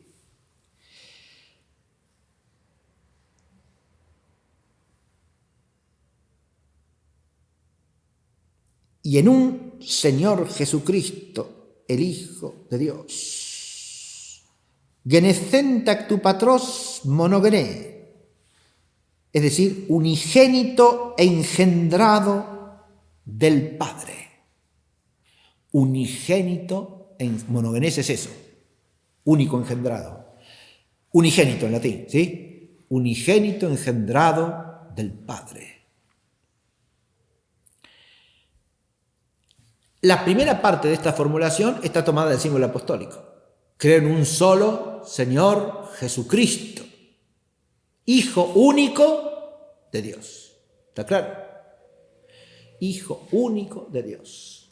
Hasta aquí el Concilio Niceno no ha hecho más que recoger una fórmula que ya está acuñada, ¿verdad? ¿Para significar la divinidad de Jesucristo? Sí, Señor. ¿Cómo está significada la divinidad acá? ¿Lo llama Dios? No. Pero está usando dos expresiones de raigambre bíblica que manifiestan que estoy sosteniendo que Jesucristo, Jesús, nacido hombre en Belén de Judá, el Cristo, el Mesías, por lo tanto, ungido de Dios en su humanidad, que recibe la plenitud de la gracia, es el Señor. El Señor, ¿qué significa? Para cualquier israelita de la época de Jesucristo, como Pablo o Juan, es nombre divino. Recuerden que el nombre de Yahvé, desde los siglos que siguen inmediatamente al exilio babilónico,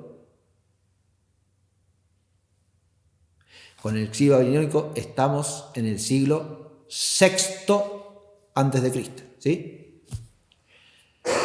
La segunda mitad del siglo VI retornan los cautivos de Babilonia a Jerusalén. A partir de esa época en adelante surge una disciplina que es la siguiente. Va a surgir la lectura semanal de la Escritura en la sinagoga. La sinagoga no existía antes, nace en ese periodo, después del exilio babilónico. El culto de la palabra es algo que no existe previamente, nace ahí. Pero al proclamar la Escritura en la sinagoga, Cada vez que aparezca en el texto hebreo el nombre Yahvé, no se lo pronunciará. Ahí está ese sentido mistérico del nombre. Ahí el nombre es tan santo y tan sagrado que no cabe que labios humanos lo profieran. Se lo silencia para destacar su sacralidad, su santidad, su trascendencia radical. Y en lugar de decir Yahvé, se lee la expresión hebrea para Señor, Adón, Señor mío o Señor nuestro, es decir, Adonai. La expresión Adonai, mi Señor, nuestro Señor, reemplaza a Yahvé. Cada vez que aparece el nombre de Yahvé en un salmo, en un texto profético, en un texto de la Torá, es Adonai, nuestro Señor. ¿Sí? ¿Está claro? Cuando el Nuevo Testamento llama a Jesucristo Señor, está proclamando su divinidad, es el Señor. Es el Señor Jesucristo, o Jesucristo el Señor. Cuando Pablo al Padre lo llama siempre Dios y a Jesucristo lo llama Señor, está usando dos nombres divinos, ¿está claro? El Dios Padre y Jesucristo el Señor.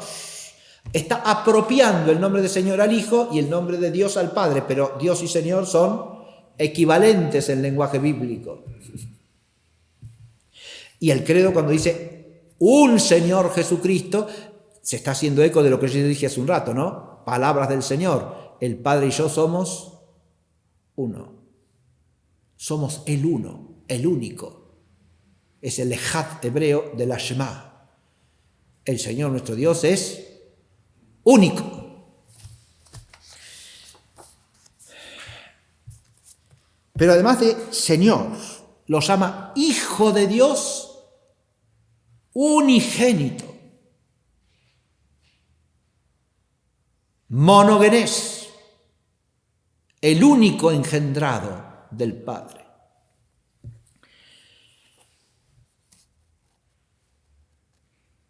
Lo llama Genecentactupatros, engendrado del Padre. Y agrega, tu testinectesusías tu patros. O sea, es decir, de la usía del Padre. Engendrado del Padre, o sea, de la usía del Padre. Ahí está usando una fórmula donde aparece, lo puse yo en el esquema, un término metafísico, ¿no? Lo tiene en el punto B, el recurso al lenguaje metafísico, carácter precisivo y dificultades. Ectesusías tu patros, de la usía del Padre. Santiago quiere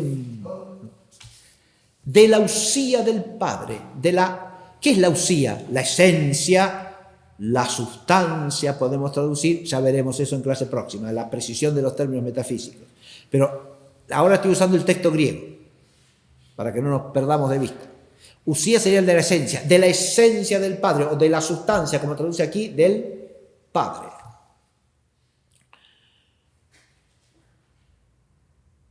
Esto se opone claramente a lo que enseñaba Arrio. Decía que como es engendrado, empezó a existir después de no haber existido, y por lo tanto fue creado de la nada, como todas las criaturas. Los padres de Nicea, ¿qué dicen?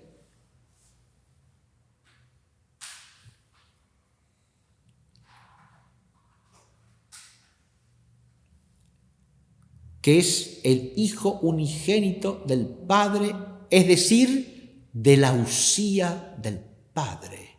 Es engendrado de la o desde la esencia del Padre. No de la nada. Y eso significa que es engendrado, pero no creado, no hecho. Y ya lo dirá explícitamente luego el mismo símbolo. Pero antes de usar esa fórmula, engendrado, no producido, no creado, no hecho, así traduce el latín, ¿no? Genitum non factum, engendrado, no hecho, no creado. Pero antes de eso, ¿cómo lo llama? Ahora explicita ese que es el Señor, ese que es el Hijo de Dios unigénito, engendrado de la usía del Padre, es Dios a partir de Dios, Theon ex Theou, Phos ex Photos, es decir, luz desde la luz, Theon alethinon ex Theou alethinou, o sea, Dios verdadero a partir del Dios verdadero. Dios de Dios, luz de luz, Dios verdadero de Dios verdadero, decimos en castellano, ¿no? El ek griego no está del todo bien traducido por el de castellano, porque el de castellano tiene muchos otros valores además del de origen. El de latino está bien. Deum de deo, lumen de lumine, deum de deo, deum verum de deo vero, dice el latín. Pero de en latín es preposición de origen, nunca es preposición de especificación o pertenencia, como si en castellano, ¿no? Yo digo, la mesa de madera, ¿no? O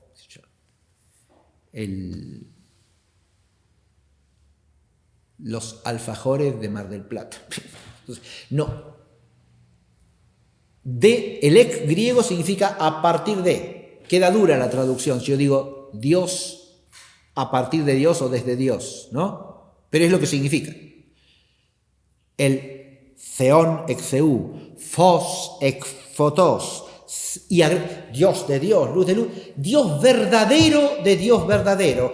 Esta fórmula es para quitar otra argucia de los arrianos, de Arrio y de los que le seguían. Lo podemos llamar Dios, porque es la criatura más próxima a Dios. No. Es Dios en otro sentido. Dios con minúscula, no Dios con mayúscula. Entonces, ¿qué dicen los padres del concilio? Dios verdadero de Dios verdadero. No, Dios en otro sentido. El mismo y único Dios que es el Padre. Auténtico Dios en el sentido bíblico, y no hay más que uno. ¿Sí? Es Dios en el mismo sentido en que es Dios el Padre. Dios verdadero de Dios verdadero. Dios de luz, luz de luz. Dios de Dios, perdón, luz de luz. Dios verdadero de Dios verdadero. Y ahora sí retoma el engendrado, aquel que puso allá. Unigénito engendrado del Padre, es decir, de la usía del Padre. Ahora dice, genecenta upoiecenta, engendrado, no producido o no creado, no hecho. No es criatura. Y ahora viene la fórmula, nueva fórmula de origen metafísico, que tiene su trasfondo en la tradición patrística. Yo no dije, los padres griegos no acuñan una fórmula equivalente a la antes de Nicea, equivalente completamente a una sustancia, tres personas de Tertuliano. Pero hay aproximaciones. Hay autores griegos que hablan de la única usía del Padre y del Hijo. Y hay autores también que hablan de tres hipóstasis. Pero no hay ninguno que junte estas dos cosas o que forje la fórmula completa. Hay aproximaciones. Pero en el caso de Orígenes, por ejemplo, que es quizá el que más reflexiona sobre esto y usa un lenguaje más metafísico, el término usía está usado vacilantemente. Lo que sí dice siempre Orígenes es que el Padre, Hijo y el Espíritu Santo son tres hipóstasis. Eso sí viene del lenguaje de Orígenes. Pero hay que entender bien hipóstasis para que esto sea bien entendido. Porque puede prestarse a mala inteligencia. Sobre todo si hipóstasis se usa como la usa el anatema del concilio. Ahora vamos a llegar enseguida. ¿Cuál es este término ahora de origen metafísico? Homoousios. La misma usía que el Padre. Homoousios topatrí. O sea, de la misma esencia, de la misma sustancia, consubstantialis, dice el latín del símbolo, patri, consubstancial con el Padre, homoousios to patri, la misma usía, la misma esencia, la misma sustancia que es el Padre. Este va a ser el término definitorio fundamental y todas las discusiones van a girar en torno al homoousios. Ya lo veremos a partir de la clase próxima. ese que es de la usía del Padre es homoousios to patris, o sea, es la misma usía que es el Padre. Es nacido de la usía del Padre, no de la nada, porque su nacimiento es eterno, es engendrado, no creado. Pero él es la misma usía que es el Padre, es homoousios to patris. Bien, y por último, en el texto anatemático aparece otra expresión de origen metafísico. Leo todo el texto. Y a los que dicen hubo un tiempo en que no existió y antes de ser engendrado no existió y fue hecho de la nada o de otra hipóstasis o sustancia, pretendiendo que el Hijo de Dios es creado y sujeto de cambio y alteración, a estos los anatematiza la Santa Iglesia Católica y Apostólica.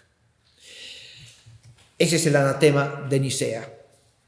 Pero ahí apareció una expresión en la que hipóstasis y usía están usados como sinónimos, atención, ¿no? ¿Se advirtió? Y a los que dicen, hubo un tiempo en que no existió, eso va contra engendrado, no creado. Dios verdadero de Dios verdadero. Consubstancial con el Padre. Es decir, la misma usía que es el Padre. Los que dicen, antes de ser engendrado no existió, lo mismo. Fue hecho de la nada o de otra hipóstasis o sustancia que la del Padre, ¿se entiende? ¿No? De otra hipóstasis o sustancia. Pero ahí lo que la palabra sustancia traduce el griego usía. Lo que dice el texto griego es ex heteras hipostasios usías fascontas einai. O sea, los que dicen ser de otra hipóstasis o usía que el Padre, que el Hijo es de otra esencia, de otra sustancia que el Padre. Esos quedan anatematizados, ¿está claro?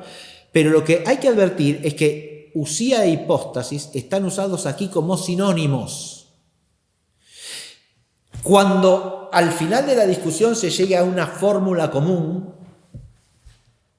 y a una fórmula griega equivalente a la fórmula latina con el mismo sentido y significado las dos, los griegos ¿qué dirán?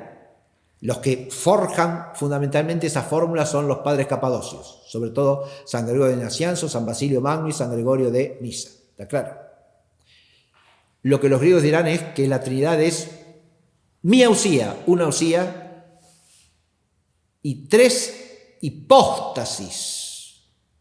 Ahora hay que distinguir usía e hipóstasis. ¿Se entiende? Mientras que en el lenguaje de los padres de Nicea, usía e hipóstasis parecen ser sinónimos. Esto quiere decir que este lenguaje metafísico no está del todo purificado, ni del todo precisado, ni definido para referirlo a la Trinidad. ¿Está claro? La verdad definida por Nicea es clarísima. Porque acá, al usar usía o hipóstasis como sinónimos, las dos palabras ¿qué significan? Esencia o sustancia. Y es claro que el que dice que el Hijo es otra sustancia o esencia que el Padre, queda anatematizado. ¿Es claro, no? Perfecto. Ahora, si los dos, el Padre y el Hijo, son la misma esencia, la misma usía, ¿son distintos como qué? Diremos como personas y dirán los griegos finalmente como hipóstasis. Pero ahí distinguiendo hipóstasis de usía, ¿se entiende? Porque si hipóstasis es estricto sinónimo de usía, entonces no puede ser una usía, dos hipóstasis distintas, la hipóstasis del Padre y del Hijo, o tres, la del Padre y del Hijo y la del Espíritu Santo. Bien, pero esto lo veremos en la clase próxima, si Dios quiere. Muchas gracias por la atención prestada. Adiós.